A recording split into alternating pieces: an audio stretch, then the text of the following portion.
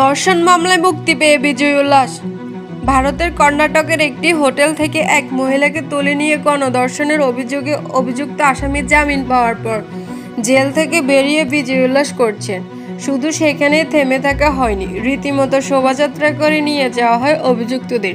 কর্ণাটকের এমন একটি ঘটনা সম্প্রতি সামাজিক যোগাযোগ মাধ্যমে ভাইরাল হয়েছে। 16 মাস আগে কর্ণাটকের একটি হোটেল থেকে এক নারীকে ধরে নিয়ে ধর্ষণ করা হয় বলে অভিযোগ ওঠে কয়েকজনের বিরুদ্ধে। পরে পুলিশ 19 জন অভিযুক্তকে গ্রেপ্তার করে। 10 মাস আগে জামিন পেয়ে যায় 12 জন অভিযুক্ত।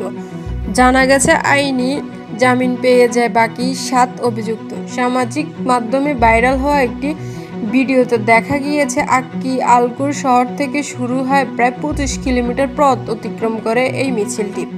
একাধিক বাইক, ছোট গাড়িতে করে প্রায় 20-25 জন ডিজে বাজিয়ে অভিযুক্তদের নিয়ে মিছিল করে। 2024 সালের জানুয়ারিতে 26 বছর বয়সী এক মহিলাকে গণধর্ষণের অভিযোগে আলতাফ, চন্দনকাঠি, মাদারব, মাতঙ্গি, সামিউল্লাহ, মোহাম্মদ সাদিক, শোয়েব মোল্লা, তৌসিফ ছুটি ও রিয়াদ সহ অনেকেই এই ধর্ষণের সাথে যুক্ত ছিলেন। আগে উপযুক্ত প্রমাণের অভাবে 12 জন জামিন পেয়েছে। এর মধ্যে জামিন পেয়ে গেল বাকি 7 অভিযুক্ত। জানা গিয়েছে ওই মহিলা অভিযুক্তদের সঠিকভাবে চিহ্নিত করতে না পারায় বিচারক জামিন মঞ্জুর করেন। ওইদিকে জামিন মঞ্জুর হতেই অভিযুক্তদের বীরের মর্যাদা দিয়ে জেল থেকে নিয়ে আসা হয়। যদিও ভাইরাল হওয়া ভিডিও নিয়ে পুলিশের পক্ষ থেকে এখনও কোনো পদক্ষেপ গ্রহণ করা হয়নি বলে জানা গিয়েছে।